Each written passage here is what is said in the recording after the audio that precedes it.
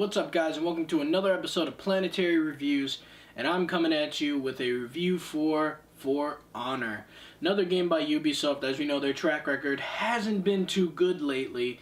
It's like okay, but let's start with the story of this game. The story of this game isn't really too compelling, sadly.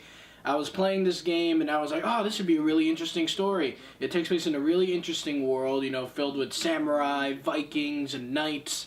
And when you get into it, it ends up just being dull. I sat there and I did not care about what was going on. Granted, this game was focused for a multiplayer aspect. It wanted to be very competitive.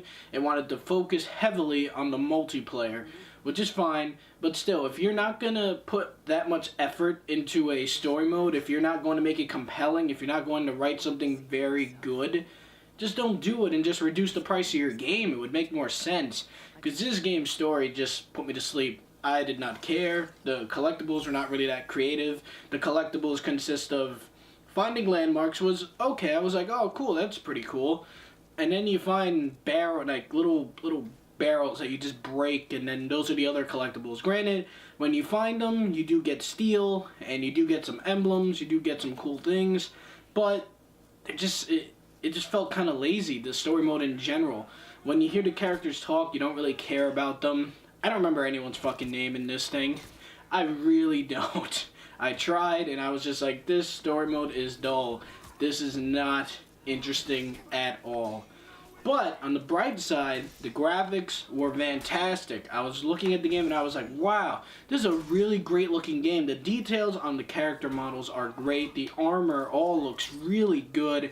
And the environments look great. This game is a really beautiful looking game. And it performs at 30 FPS on console. I don't know what it is on PC, so forgive me for that.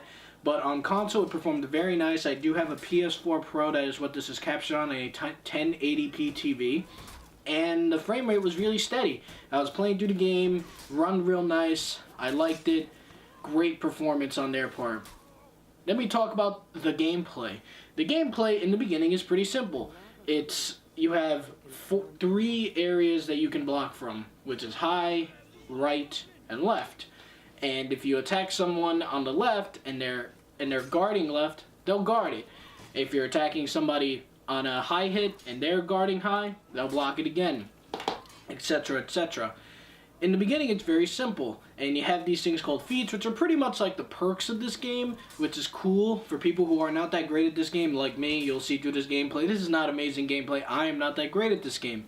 But the feats did help a lot because some of them allow you to get health back, some of them allow you to do damage to your opponent, some of them allow you to do more damage. It is very, very deep progression system, and I enjoyed that about the game. The gameplay and the progression was great because you had great perks and a lot of ways to fight your opponent. You even have different combos you could use. If you look through the moveset, it's almost like a fighting game in some ways, where you could do different awesome combos with each character. And speaking of characters, there are a lot of different characters to choose from. You have a heavier class, you have lighter classes, you have a hybrid class. There's a bunch of different ones you can do. It all feel very different. A warden is going to feel very different from a assassin. You have the berserker, who is going to feel very different than the conqueror. So every class is very different, and I believe everyone out there will find a character that is for them. And also, let's talk about the thing that I don't really approve of, and that is the amount of microtransactions in this game. This game is a $60 game. It has a $40 season pass, and then they have the audacity to sit there and charge you for the in-game currency, which is steel. That really bothered me because that's just showing that you're just trying to take money from your consumers. And they also have a championship status where if you buy some steel, or if you take enough time, which is a lot of time to accumulate like a good amount of steel to have a good amount of championship status, you'll be able to get extra XP, I believe some extra money, and some other little nifty bonuses. But I just felt like for a game that is $60, you shouldn't have to do stuff like that. If you're asking for $60 up front and then $40 for the season pass, guys, you should not be doing microtransactions. You should make it so that as you play the game, you can unlock these things. And you can to a certain degree, but if you want to get the really like good stuff, it'll take you a lot of time. It'll take you a lot of matches to unlock some of this stuff, which is why they give you the championship status and stuff like that. But still, I didn't enjoy the fact that they were just so expensive, and yes, you could ignore it, but it will take you a lot of time to accumulate, like the amount of steel it takes to get certain things, the amount of steel it takes to just get some of the really cool stuff. But I will commend them for they have the packs that you could buy that are like where they give you some armor packs, weapon packs, and you do get some good stuff based on your level, which is good. You do get some good stuff out of it that you can then upgrade, or you can sell it, or you can dismantle it to get like some kind of scavenger, like scavenge stuff, and you can upgrade certain items, which is cool. And I gotta talk about the customization some more. This is something I really liked. You can customize the character's arm, the head, and their weapon, different parts of the weapon, which is really cool. You can end up, after unlocking a certain amount of parts, you can make your character look drastically different than another raider that somebody else is playing as, because they have different patterns, different materials, different emblems you could put on there, different weapon pieces. So you can make a raider that looks pretty unique to what you want, but it'll just take you a little while and a good amount of time to get that. And also, this game's multiplayer is great. I like it. I think it's really fun. The only thing I gotta say is that, sadly, the game runs on player, like, it's not dedicated servers. It's one where you're running off another player's connection, which is okay, but I feel like in this day and age, dedicated servers are something that would really help in a multiplayer game like this, since it's so based on its multiplayer. I would imagine that a game like this would benefit from a dedicated server. You wouldn't have to worry about so much lag, because you will find some matches that have a lot of lag, and there are a lot of times you will get kicked out. And if you had dedicated servers, this might be something that would help improve your multiplayer experience. So it does disappoint me that they do not have dedicated servers. It's very sad, and if they did, this game would go up definitely.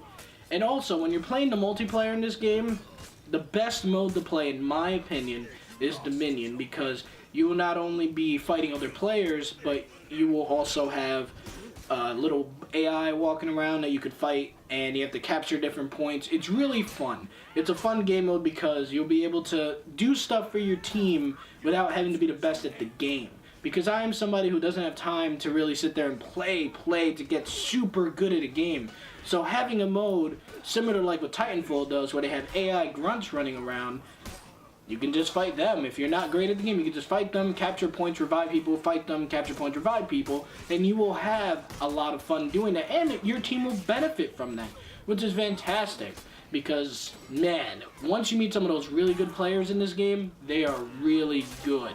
Like, it is a challenging fight if you're fighting a bunch of people who are insanely awesome at this game.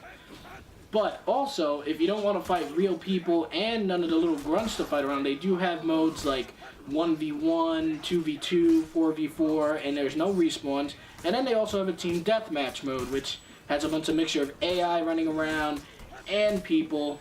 But if you just don't want to deal with people who don't have everything be AI, they do give you the ability to do PvE, which is really fun, where you can sit there and just have a whole team made of bots. And the bots are actually pretty smart, so you still get a challenge even when you're fighting the bots.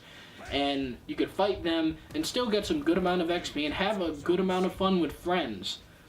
But because of the fact that the story is just subpar, I did not care about it. Because of the fact that there are a good amount of microtransactions that I just do not enjoy, and the multiplayer does not run on dedicated servers, I have to take off points for that.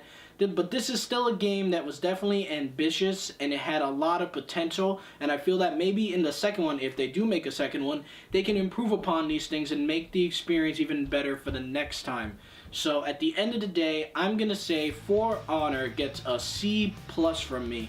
Guys, I would wait for this game to maybe go down in price a little bit. It is a good game, and it does have some interesting parts to it, but for $60 and the amount of microtransactions they have in the $40 season pass, I would say give it a hold up, wait until it hits like 25, 30 bucks, go out, play the game, see if you like it, then maybe purchase their season pass, or just skip out on that entirely, because the characters they have in this game are good enough that you'll be having fun for a while with just them. But that's my review for For Honor. And my next review that I'm very excited to do is going to be Horizon Zero Dawn. That's going to be a great game. I'm really excited. At least I hope it's going to be a great game.